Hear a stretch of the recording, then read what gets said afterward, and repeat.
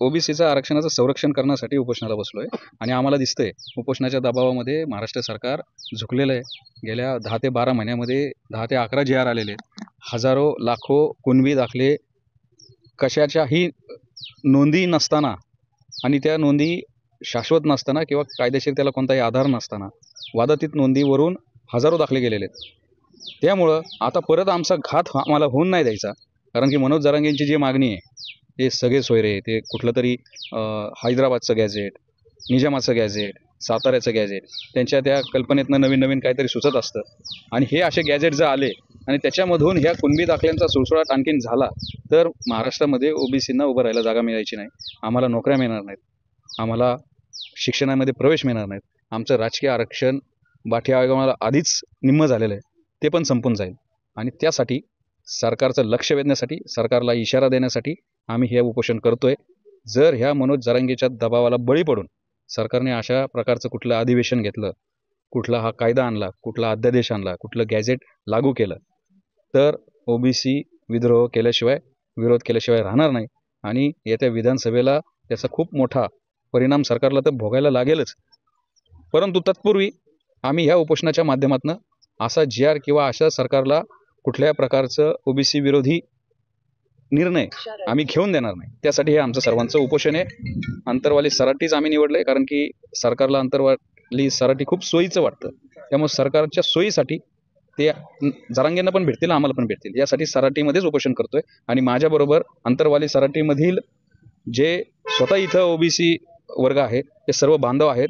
महाराष्ट्रातील विविध ओबीसींचं प्रतिनिधित्व करणारे माझे सगळे बांधव माझ्याबरोबर हे करतात. त्यामुळं हे उपोषण ओबीसीच्या आरक्षणाचं संरक्षण करण्यासाठी, ओबीसीमध्ये झालेली होत असलेली घुसखोरी थांबवण्यासाठी हे उपोषण. दादा, तुम्ही स्वतः अंतरवालीमधले आहात. अंतरवालीमधलं आंदोलन तुम्ही 1 वर्षापासून पाहत आहात. एकीकडे अधिवेशनाची चर्चा होते, एकीकडे गॅझेटची चर्चा होते आहे. शंभूराज देसाईंनी पण सांगितलं की त्यावर सकारात्मक तोडगा निघेल. असं असताना काल नवनाथजींना आणि हाके साहेबांना दोघांना परमिशन दिली नाही, पण तरी आज हे उपोषण चालू होत आहे. काय वाटतं तुम्हाला? कसं आहे, एका शब्दात सांगायचं झालं तर पॉझिटिव्हिटी आणि निगेटिव्हिटी, बस एवढे 2 शब्दातच मी सांगू शकतो. आमचे आज जे हे सगळे बंधुराज जमा झाले तर आम्हालाही गनिमी काव्याचा थोडा अभ्यास आहेच. आणि त्या पद्धतीने आम्ही आमचं पाऊल टाकलं, ज्याला अर्धे यश आलं असं मी स्वतः मानतो, सहकाऱ्यांच्या मदतीनं. दादा, तुम्ही पण यांच्यासोबत आले आहात. काय वाटतं तुम्हाला ह्या आंदोलनामुळे काय दिशा मिळेल नेमकी? मुळात ह्या आंदोलनाचा उद्देश ओबीसींचं आरक्षण वाचवणं आहेच, पण ह्या मागच्या 12 महिन्यामध्ये ज्या पद्धतीनं ओबीसी आणि मराठा समाजामध्ये जे जातीय ध्रुवीकरण झालं, याला जबाबदार असणारे मनोज जरांगे असतील, याला जबाबदार असणारे राजेश टोपे असतील, याला जबाबदार असणारे रोहित पवार असतील, आणि याच सोबत जे वेगवेगळ्या पक्षाचे प्रमुख आहेत जे की ओबीसीच्या मुद्द्यावरती आज बोलायला तयार नाहीत. ज्या पद्धतीनं अंतरवाली सराठीला ते पायघड्या घालायला जात होते, सकाळ संध्याकाळ 2 वाजता 5 वाजता भेटायला जात होते, मग ओबीसीचा आरक्षण वाचवण्यासाठी ओबीसी मधून ज्या पद्धतीनं मनोज जरांगे मागणी करतायत, त्या मागणीला त्यांचा विरोध आहे की पाठिंबा आहे हे आतापर्यंत यांनी भूमिका स्पष्ट केली नाही. ह्या महाराष्ट्रातील तमाम ओबीसी बाराबलुतेदारांना हा पडलेला प्रश्न आहे, हे सरकार फक्त एका समाजाचं आहे का? हे सरकार फक्त एका व्यक्तीचं आहे का? हे फक्त सरकार मराठ्यांसाठीच आहे का? इथल्या ओबीसीनी बाराबलुतेदारांनी जगायचं नाही का? आरक्षणाच्या माध्यमातून आपण काहीतरी चौकटीमध्ये आम्ही कुठेतरी नोकऱ्याला लागतोय, हे आज कुठेतरी आम्हाला रुचत नाहीये का? हे सरकारनं सांगावं. कारण मुख्यमंत्री ज्या पद्धतीनं मनोज जरांगे सांगतील, मनोज जरांगे जी मागणी करतील त्याच मागणीला ज्या पद्धतीनं फॉलो करतायत ह्या ओबीसींना हा प्रश्न आहे. आणि त्या प्रश्नाचा आवाज बुलंद करण्यासाठी आम्ही या ठिकाणी उपोषणाला बसलेलो आहोत. आमची मागणी एवढीच आहे, आमचं आरक्षण वाचलं पाहिजे. ते स्थानिक स्वराज्य संस्थेमधलं असेल, शिक्षणामधलं असेल, नोकऱ्यामधलं असेल. आणि सगळ्यात प्रमुख मागणी आहे ओबीसींची जातनिहाय जनगणना करा. आणि दुसरी प्रमुख मागणी आहे, ज्या पद्धतीनं मागच्या वर्षभरामध्ये बोगस कुणबी नोंदी दिलेल्या आहेत त्या रद्द करा आणि शिंदे समिती बरखास्त करा. दादा, अधिवेशनाची चर्चा होते, गॅझेटची चर्चा होते. मला हे सांगा की तुम्ही उपोषणाला बसल्यानंतर तुमच्याकडे काही कोणी संपर्क साधला काय ह्या गोष्टीबाबत, की काही हालचाल होत आहेत, तुम्ही करू नका किंवा तुमचा मार्ग तुम्ही थांबवा? पोलीस प्रशासन तर उपोषण करू देणार नाही, पण आम्हाला आमच्या हक्कासाठी बसावं लागणार आहे ना. आणि अधिवेशनामध्ये जर का सरकारनं काही वेगळे पावलं उचलले ओबीसीच्या विरोधामध्ये आणि जे काय जी आर सरकार काढेल, अध्यादेश काढेल, आम्ही त्याची होळीच करू. पण वेळ पडली त्या महाराष्ट्रातला ओबीसी विधानसभेला सरकारची होळी केल्याशिवाय राहणार नाही. आम्हाला आमचा हक्क आहे, आम्हाला आमच्या ताटातलं आमच्या हक्काचं आरक्षण वाचवण्यासाठी आम्ही सर्वजण बसलेलो आहोत. हे फक्त सुरुवात आहे, पण महाराष्ट्राच्या गावगाड्यात आणि वाड्यावस्तीवरती ओबीसीची उपोषणं उद्यापासून, परवापासून, 4 दिवसापासून नक्की सुरू होतील. आणि सरकारला आम्ही सळकी पळकर केल्याशिवाय राहणार नाही. दादा, हे आंदोलन आता तुम्ही सगळेजण इथे आलात, मला हे सांगा की तुमची कशी तुमची दिशा नियोजन कसं राहणार आहे? सरकारकडून तुम्हाला जर समजा काही अप्रोच नाही झाला तर तुमचं आंदोलन कसं कडक राहणार आहे, काय राहणार आहे, काय भूमिका राहणार आहे? सरकारचा अप्रोच आता एक आहे. आंतरवाली सराटीमध्ये आम्ही त्याचसाठी बसलोय. सरकारला मनोज जरांगेकडे जाताना याच रस्त्यांना आमच्या शेजारनंच जायचंय. कळेल आम्हाला सरकार आता एकाला एक न्याय देते, दुसऱ्याला दुसरा न्याय देते, दोघांना समान न्याय देते. त्यामुळं आम्ही लक्ष ठेवून आहोत. जोपर्यंत जरांगेचं उपोषण चालू आहे तोपर्यंत आमचं उपोषण तर असणारच आहे. परंतु सरकारच्या प्रत्येक हालचालीवर आमचं बारकी नजर आहे. सरकारने दाद द्यावी न द्यावी तो सरकारचा शहाणपणा. सरकारला इलेक्शनच्या निवडणुकीच्या तोंडावर जर ओबीसीला पानं पुसायची असतील तर त्यांच्यासारखं दुर्दैवी सरकारचा निर्णय तोच असणार. कारण की महाराष्ट्रातल्या 55 ते 60% ओबीसी समाजाचा हा खूप ज्वलंत प्रश्न आहे, अस्तित्वाचा प्रश्न आहे. मला नाही वाटत की सरकार याच्याकडे दुर्लक्ष करेल आणि सरकारने दुर्लक्ष करावं. सरकारला जर त्यांचं संविधानिक किंवा लोकशाही टिकवायची असेल आणि खरंच शाहू फुले आंबेडकरांच्या महाराष्ट्रामध्ये प्रत्येक वर्गाला न्याय द्यायचा असेल तर त्यांनी आमच्या उपोषणाची सकारात्मक दखल घेऊन आमच्याबरोबर चर्चेला आलं पाहिजे आणि आम्हाला शाश्वत केलं पाहिजे की तुमच्या आरक्षणाला कोणत्याही प्रकारचा धक्का आम्ही लागू देणार नाही. जरांगेची मागणी, जरांगे उद्या मंत्रालयाचा एक मजला मागेल.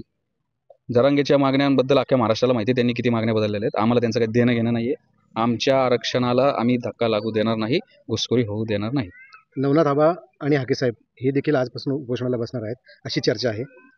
काही तुम्हाला त्याबद्दल सांगता येईल? नाही, काल नवनाथ वाघमारे आले होते. नवनाथ वाघमारेंना पोलिसांनी अडवलं आणि उपोषण स्थळी किंवा इथं येण्यापासून त्यांनी रोखलं. तर एकंदरीत नवनाथ वाघमारे किंवा हाके असतील तर उपोषण हा एक हिंसात्मक मार्ग असतो. तो कुठेही इथं येऊन कुठलं आंदोलन, कुठं रस्ता रोको वगैरेचा नसतो. तर प्रशासनाने एका उपोषणाला रेड कार्पेट अंतरायचं आणि एका समाजाचे जे उपोषण करते त्यांना अडवायचं, ही खरंच दुजा भावाची वागणूक आहे. आणि त्याचमुळं मग आम्ही गनिमी कावळा हा महाराष्ट्रासाठी नवीन नाही, महाराष्ट्राची ती जुनी ओळख आहे. आणि मग आम्ही आंतरवाली सराटीमध्ये आम्ही आलो, आम्ही बसलो, सरकारला पण दाखवलं की आम्ही पण आरक्षणासाठी कोणताही धोका पत्करून बसू शकतो. आणि आम्ही ह्या उपोषणाच्या माध्यमातून आम्हाला कोणत्याही प्रकारे लॉ अँड ऑर्डरचं प्रश्न उद्भवायचा नाही आहे. कारण आम्ही आमच्या आरक्षणाचं संरक्षण करतोय. आम्ही कुणाच्या जसं जरांगे करतात कुणाच्या वाट्याचं वरबडून घ्यायचं, आम्ही ते करत नाही.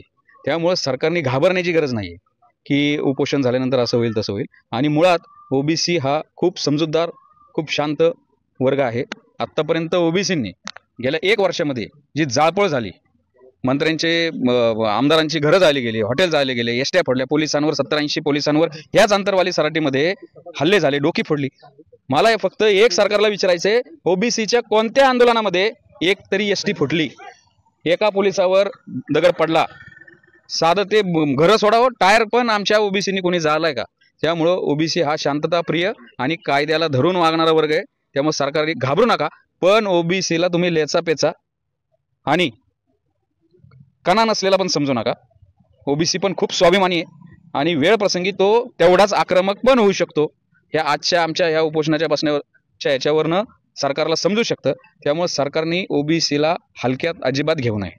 येत्या विधानसभेला त्याचा खूप मोठा परिणाम सरकारला तर भोगायला लागेल. जरांगेंना पण भेटतील, आम्हाला पण भेटतील. यासाठी सराटीमध्येच उपोषण करतोय. आम्हाला ही गनिमी काव्याचा थोडा अभ्यास आहेच आणि त्या पद्धतीने आम्ही आमचं पाऊल टाकलं. 12 महिन्यामध्ये ज्या पद्धतीनं ओबीसी आणि मराठा समाजामध्ये जे जातीय ध्रुवीकरण झालं, याला जबाबदार असणारे मनोज जरांगे असतील, याला जबाबदार असणारे राजेश टोपे असतील, याला जबाबदार असणारे रोहित पवार असतील. इथल्या ओबीसींनी 12 बलुतेदारांनी जगायचं नाही का? आमची मागणी एवढीच आहे, आमचं आरक्षण वाचलं पाहिजे. ओबीसीच्या कोणत्या आंदोलनामध्ये एक तरी एसटी फुटली, एका पोलिसावर दगड पडला?